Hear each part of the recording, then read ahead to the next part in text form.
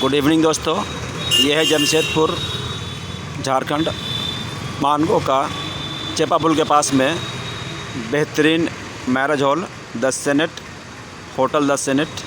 और ये marriage hall बहुत ही नए और मॉडर्न अंदाज से बना हुआ है। ये चेपा पुल के आसपास में है। इस तरफ से मैं उसके सामने में हूँ और इस तरफ दाएं तरफ वर्कर्स कॉलेज जेकेएस कॉलेज होते हुए पार्टी होते हुए आगे चला गया हाईवे की तरफ। और ये रोड नंबर 17-18 के बीच में है, जवाहर नगर।